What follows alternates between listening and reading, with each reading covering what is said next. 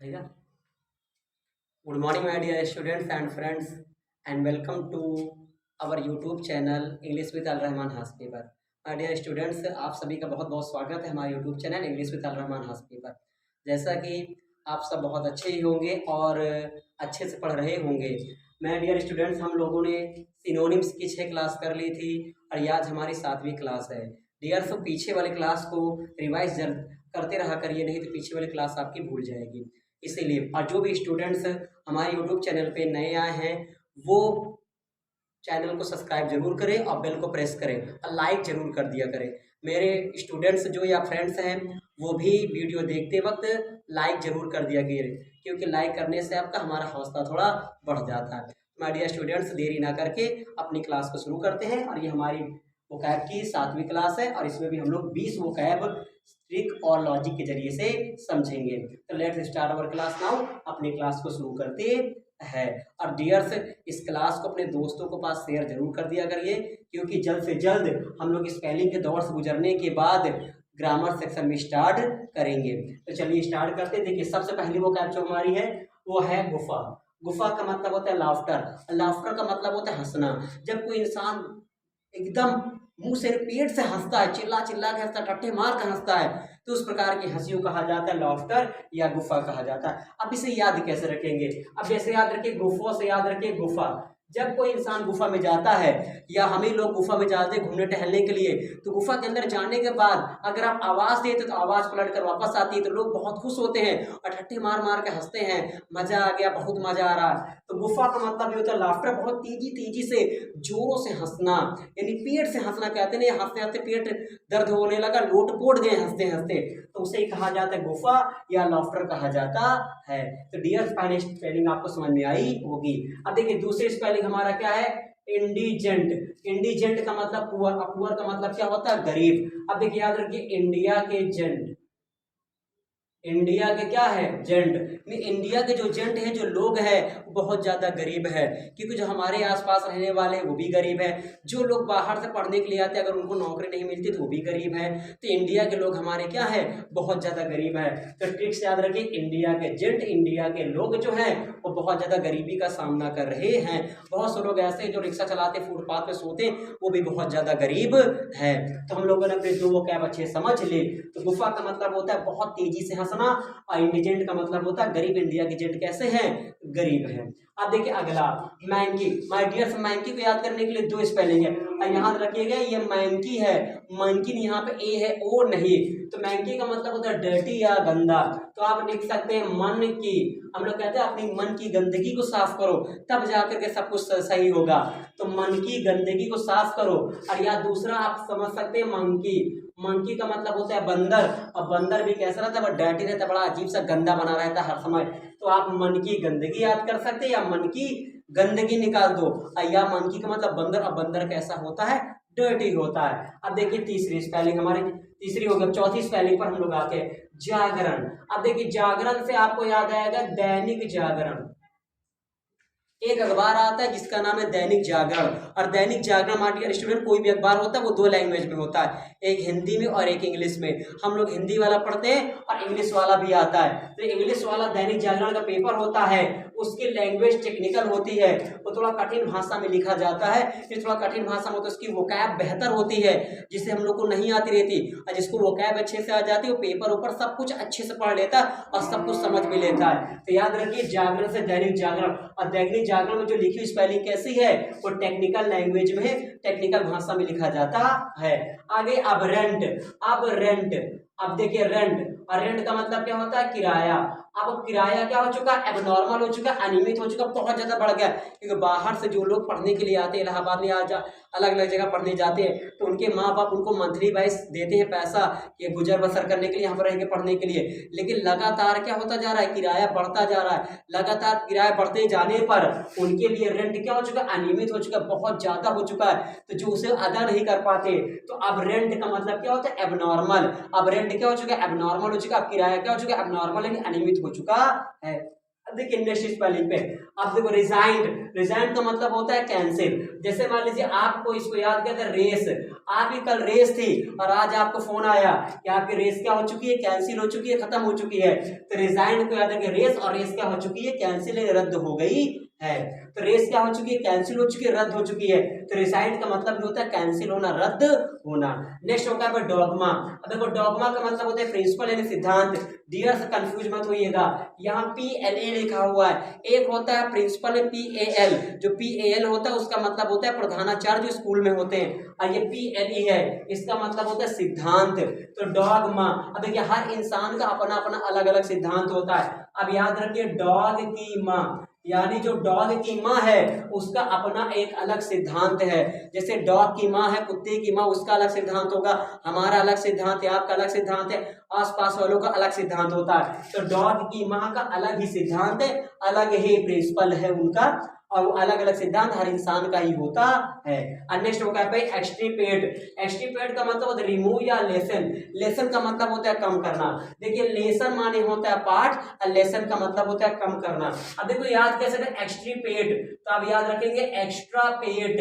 अब जो इंसान का एक्स्ट्रा पेट निकल आता है तो इंसान क्या करता है, पेट को क्या करता है, कम करता है, एक्सरसाइज करता है, जिम जाता है, खाता पीता है। जो इंसान कहता है अब ये करिए तो पेट कम हो जाएगा, वो करिए तो पेट कम हो जाएगा, तो सारा काम करता है। तो एक्स्ट्रा पेट को क्या करता है, रिमूव करता है, कम करता है, लेसन करने की कमी करता है, लेसन करने की कोशिश करता है। अब देखिए पेरिलस, पेरिलस का मतलब होता है डेंजरस यानी खतरनाक। अब आपके पैर में, ठीक है ना, उल्टा पड़ेंगे इल, आपके पैर में कोई इल हो गई, बीमारी होगी, दर्द हो गया, तो आपके लिए क्या हो जाएगा, खतरनाक हो जाएगा, आप काम पर नहीं जा पाएंगे, तो आपके लिए खतरनाक साबित हो सकता है। तो पेरिलस का मतलब ये होता है डांजरस यानी खतरनाक। अब अगला क्या देखिए गैलीवेटियस।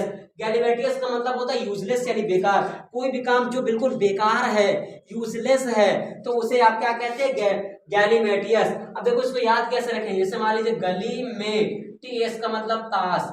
अब आप जा रहे थे, गली में कोई ताश खेल रहा है, तो गली में ताश खेलना बिल्कुल क्या है, बेकार काम है, वाहियात काम है, कहते हैं बिल्कुल बेकार काम है, ना कुछ रिजल्ट होगा, ना कुछ, बेकार काम है। माय डियर स्टूडेंट, ताश खेलना, जुआ खेलना, शराब पीना, ये सब बहुत ही गंदा और बेकार का काम होता है। आई थिंक आपको 10 वोकैब अच्छे समझ में आई होगी। तो माय डियर स्टूडेंट, अभी तक जो स्टूडेंट्स लाइक ना किए हो तो जरूर से जरूर लाइक कर दे, और कम से कम अपने एक दो दोस्त के पास, 2 दोस्त के पास तो जरूर ही इसको शेयर करें, ताकि वो भी सब्सक्राइब कर और स्पेलिंग को अच्छे से पढ़ सकें। क्योंकि माय डियर स्टूडेंट, फिर से कह रहा हूँ, स्पेलिंग बहुत इंपॉर्टेंट होती है किसी भी एग्जाम को पास करने के लिए। सबसे पहले वोकैब पे ही दिक्कत आती है, ठीक है ना। अब आप आगे देखिए, अब हम लोग अपनी 11वीं वोकैब पे चलते हैं। अब देखिए 11वीं वोकैब हमारी है नोवाइस। नोवाइस का मतलब होता है बिगिनर यानी शुरुआत। अब देखिए याद कैसे करेंगे, नोवाइस को याद रखेंगे नई वाइस, यानी कोई बच्चा जब पैदा होता है तो उसकी आवाज क्या रहती है, बिल्कुल नई रहती है, और उसकी शुरुआती आवाज रहती है, और पहली भी शुरुआती आवाज में पहले कुछ गलत बोलता है, सही बोलता है, उल्टा बोलता है, सीधा बोलता है, फिर धीरे धीरे बोलना क्या कर देता है, शुरू कर देता है। तो नो वॉइस का मतलब नई वॉइस, और नई वॉइस का मतलब वो क्या, बिगिनर, शुरुआत है। अभी अभी बच्चा बोलना शुरू किया है, अभी अभी साल 1.5 साल का है, ताकि वो शुरुआत किया है। तो नो वॉइस का मतलब ये होता है बिगिनर यानी शुरुआत करना। अब देखिए अगला नेव। नेव का मतलब होता है चीट, और चीट का मतलब होता है धोखा देना। अब देखिए याद कैसे रखेंगे, नेव का मतलब नाव। अब मान लीजिए नाव, अब किसी नाव वाले ने आपसे कहा कि आप मुझे 100 रुपए दीजिए, मैं आपको नदी पार करा दूंगा, और नदी बीच पहुंचा कर 150 लेंगे, नहीं तो यही नाव पलटा देंगे। तो आप क्या हुआ, डर जाएंगे कि नाव वाला हमसे क्या कर रहा है, धोखा कर रहा है, चीट कर रहा है। तो नेव का मतलब नाव, और नाव वाला बीच रास्ते में आपको क्या दिया, धोखा दिया, यानी चीट कर दिया है। अब देखिए अगला स्पेलिंग, अगला वो क्या हमारे डेकोरम, जिसे कहा गया 88। 88 का मतलब ये होता है शिष्टाचार, डेकोरम का मतलब ये शिष्टाचार। अब याद कैसे रखेंगे सॉरी, अब देखो याद कैसे रखेंगे, देखो, अब देखो राम, देखो राम, यानी जो राम भगवान है, देखो राम भगवान कितने क्या है, शिष्टाचार है, अपने माता पिता, अपने भाइयों, छोटे बच्चों, बड़े बच्चों, सबके प्रति शिष्टाचार रहते, सबसे प्रेम भाव से व्यवहार करते। तो देखो राम का मतलब देखो राम, और राम कैसे हैं, शिष्टाचारी थे, बिल्कुल शिष्टाचार थे, मानवतावादी थे। आई थिंक आपको स्पेलिंग समझ में आ रही होगी, अगर आ रही होगी डियर तो लाइक जरूर कर दीजिएगा। अब देखिए अगला रूमिनेट। रूमिनेट का मतलब होता है म्यूज, और म्यूज का मतलब है चिंतन करना। अब देखो याद कैसे करेंगे, आपके रूम में लगा था वाईफाई, यार मान लीजिए नेट लगवा है, और रूम में नेट आपका क्या हो चुका, खत्म हो गया, रूम का नेट क्या हो गया, खत्म हो गया। तो आप चिंता करें यार अब वीडियो कैसे देखेंगे, अब रहमान सर की वीडियो कैसे देखेंगे, आपका नेट खत्म हो गया तो आपको दिक्कत आ सकती है, ठीक है ना। तो आप लोग रूमी नेट, और रूमी नेट का मतलब होता है रूम में आपका नेट खत्म हो गया तो आप चिंतन कर रहे हैं आप वीडियो कैसे देखेंगे। अब 20 स्पेलिंग थी, अभी 13 हुई है, अब 14वें पे लग गए हैं, अब कैसे देखेंगे। तो आप घबराहट हो सकती है, आप चिंतन करने लगते हैं। तो रूमिनेट का मतलब होता है म्यू से निचिंतन करना। पीछे सीट वाला लड़का ठीक से देखो, पढ़ोगा जैसे 15 पहुंच रहा है, इधर उधर मत देखो, डायरेक्ट देखो बोर्ड पे।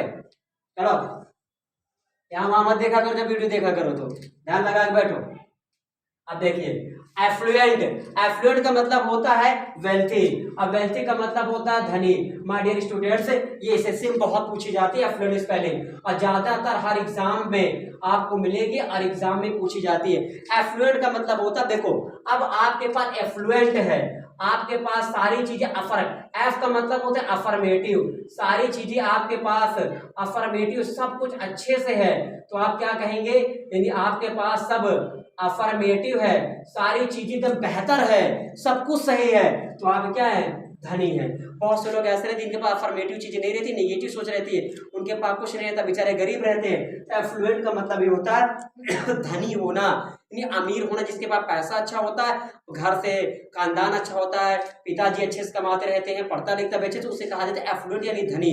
अब इस इंसान के पास पढ़ाई है लेकिन पैसा नहीं है तो बेचारा अच्छी जगह पढ़ नहीं पाता है, तो उसे एफ्लुएंट नहीं बोला जाएगा। तो एफ्लुएंट का मतलब होता है वेल्थी या धनी, याद रखिएगा, बहुत स्पेलिंग में पूछी जाती है। अब देखिए पेरिस, अब पेरिस का मतलब होता है डाई, और डाई का मतलब होता है मरना। पेरिस का मतलब होता है डाई, और डाई का मतलब ही होता है मरना। तो याद रखिए पेरिस। अब याद रखिए पेरिस एक विदेश है। अब आपको कोई इंसान पेरिस बुला के ले गया है, अब पेरिस में आपको क्या कर दिया गया, डाई कर दिया, हत्या कर दिया है। अब ऐसे मान लीजिए कोई भी इंसान यहाँ से बाहर विदेश में कमाने के लिए जाता है, और बाहर की जो देश कंट्री का वहां का राजा यानी वहां गवर्नमेंट है, अब वहां पे जो कंपनी में गया, कंपनी का भी सताने लगता है, कभी कभी इतना ज्यादा सताते हैं कि लोग क्या हो जाते बेचारे, डाई भी हो जाते, मर भी जाते। तो पेरिस हम लोग के लिए विदेश है, और वहां हम लोग के मरने के बराबर होता है, क्योंकि वहां जाने के बाद हम लोग अपने माता पिता भाई बहन पास परिवार सबको छोड़कर जाना पड़ता है। तो पेरिस जाना है मरने के बराबर होता है, डाई होने बराबर होता है। अब देखिए गना, सॉरी स्पेलिंग उल्टी लिखी, गना। अब गना का मतलब होता है च्यू, और च्यू का मतलब होता है चबाना, च्यू का मतलब होता है चबाना। आप कोई भी चीज मुंह में डाल के चबा चबा खाते हैं तो उसे कहा जाता है च्यू यानी गना। अब गना को याद कैसे रखेंगे, गन्ना। अब जब गन्ना खरीद के लाते हैं तो गन्ना को ऐसे लगा के दांत में खींच के चबा चबा के चूक चूक कर खाते हैं, तो गन्ना को याद रहे गन्ना। और गन्ना कैसे खाया जाता है, च्यू यानी चबा चबा कर खाया जाता है। तो आप किसी भी चीज को उठा के मुंह में डाल के चबाते हैं तो उसे ही गन्ना कहा जाता है, नहीं च्यू कहा जाता है। चिंगम में चबाते हैं तो उसे च्यू कहा जाता है, गन्ना ही कहा जाता है। गन्ना को याद कैसे रखे, गन्ना, गन्ना को चबा चबा कर खाया जाता है। अब देखो एडल, एडल का मतलब होता है कंफ्यूज। अब देखो एड को याद रखो अंडा, अंडा डल। अब कोई इंसान आया आपके ऊपर 2-4 अंडा डाल दिया तो आप क्या हो गए, बेकार हो गया आपका कपड़ा, आप कंफ्यूज हो गए, अरे संदेह हो गया, चले कपड़ा चेंज करें तब जाके बाहर निकलना पड़ेगा। तो एडल का मतलब भी होता है कंफ्यूज होना, अंडा डल गया, अब क्या हो चुके हैं, कंफ्यूज हो चुके हैं। अब देखिए ये स्पेलिंग बिहूव, बहुत इंपॉर्टेंट स्पेलिंग है डियर्स, बिहूव। बिहूव का मतलब होता है नेसेसरी, और नेसेसरी का मतलब क्या होता है, आवश्यक या जरूरी। अब इसको याद कैसे रखेंगे, अब बी, अब क्या है बी। अब बी की फॉर्म जो होती है आप दो तरीके से याद कर सकते हैं। बी की फॉर्म जो होती है जिसमें is am are was were आता है, is am are was were, ये 5 वोकैब आती है बी की फॉर्म। और ये बी की फॉर्म पूरी इंग्लिश की नींव हो जाती है, टेंस पढ़ने के लिए बहुत जरूरी हो जाती है। और अगर आपको न याद रहे तो बी, बी का मतलब मधुमक्खी, और हु का मतलब छत्ता, तो मधुमक्खी अपने छत्ते पे लगी रहती है, और जो बहुत जरूरी होता है शहद निकालने के लिए, तो मधुमक्खी अपने छत्ते पे लगी है, जिससे हमारे लिए क्या है, शहद, और शहद हमारे लिए क्या आवश्यक होता है। आप ऐसे भी याद कर सकते हो, और याद रखते हैं बी की फॉर्म हमारे लिए बहुत ज्यादा जरूरी है, is am are was were, जिससे हम लोग इंग्लिश में ट्रांसलेशन अच्छे से कर पाते हैं और टेंस को अच्छे से पढ़ पाते हैं। डियर आई थिंक आपको समझ में आया होगा। ज्यूडियस का मतलब वाइस, और वाइस का मतलब होता है बुद्धिमान। माय डियर बुद्धिमान की कई सारे स्पेलिंग हम लोग पीछे पढ़ भी चुके हैं, तो उसको भी रिवाइज आप करते रहिए। ज्यूडियस का मतलब होता है बुद्धिमान यानी वाइस। अब ज्यूडियस याद रहे, जैसे याद है जज, आपको दिख रहा होगा JUD, जज। अब जज कैसे रहते हैं, बुद्धिमान रहते हैं। तो जितने भी जज वो बैठते हैं आपके वहां, मान लीजिए कि न्यायालय में, तो सारे के सारे जज कैसे रहते हैं, बुद्धिमान रहते हैं। तो I think my dear students आपको ये 20 स्पेलिंग अच्छे समझ में आई होगी। आप लोग वीडियो को अंत तक पूरा जरूर देखा करिए और लाइक जरूर करके कमेंट बॉक्स में अपनी कमेंट जरूर दिया कीजिए, ताकि हमको अफर्मेटिव सेंस मिले और ताकि मैं जल्द से जल्द नई नई वीडियो को बनाता रहूं। तो माय डियर स्टूडेंट एक बार फिर से हम लोग अपने वीडियो को फिर से एक बार विश्व वोकैब का रिपीट कर लेते हैं, फिर आगे बढ़ते हैं। तो देखिए गुफा, गुफा में लोग क्या करते हैं, लाफ्टर जोर जोर से हंसते हैं। इंडिजेंट, इंडिया की जेंट क्या है, पुअर है। मैंकी, अपनी मन की गंदगी को क्या करो, सफा करो। आज दैनिक जागरण का जो लैंग्वेज हो गया है, टेक्निकल लैंग्वेज हो गया। अब रेट क्या हो चुका है, बहुत ज्यादा बढ़ चुका है, एबनॉर्मल हो चुका है। रिसाइंड का मतलब कैंसिल, रेस क्या हो चुकी है, कैंसिल हो चुकी है। डॉग की माँ की अपना अलग क्या है, सिद्धांत है। एक्स्ट्रा पेट है तो उसको क्या करते हैं, रिमूव करते हैं। पैरलेस, पैर में एल हो गया तो आपके लिए क्या हो सकता है, खतरनाक हो सकता है। गैली में ताश खेलते हो तो बेकार की चीज होती है। नई वाइस है, इसका मतलब शुरुआत है, बिगिनर है। नाव वाला को क्या दे दिया, धोखा। अब देखो राम जी कैसे है, शिष्टाचार है। रूम में नेट खत्म हो गया, आप क्या करते हैं, घबरा जाते हैं, चिंतन करते हैं। एफ्लुएंट का फॉर्मेटिव सेंस लेने वाला क्या था, अमीर होता है। पेरिस ने जाके आपको क्या कर दिया, मार दिया। गन्ना, गन्ना, गन्ना का मतलब चबाना। गन्ना क्या किया जाता है, चबा चबा खाया जाता है। अंडा डाल दिया, क्या हो गया, कंफ्यूज। अब बी की फॉर्म हमारे लिए क्या होती है, बहुत ज्यादा नेसेसरी होती है। और जो डीएस मतलब जज, जज क्या होते हैं, बुद्धिमान होते हैं। My dear student I think आपको 20 स्पेलिंग अच्छे समझ में आई होगी। और जो भी स्टूडेंट चैनल पर नए आए हैं, माय डियर स्टूडेंट्स आपसे रिक्वेस्ट है कि चैनल को सब्सक्राइब करें और बेल आइकन को प्रेस करें और लाइक वीडियो को जरूर करें। और जो पिछले क्लास की 6 वीडियो हो चुकी है उसको जाकर शुरू से देखें और सभी वीडियो को लाइक और कमेंट जरूर करें, ठीक है। तो आई थिंक आपको पूरी वीडियोस अच्छे समझ में आई होगी, ठीक है ना। अब आज के लिए इतना ही काफी है। अब अच्छे से रहिए, मस्त रहिए और पढ़ते रहिए। जय हिंद, जय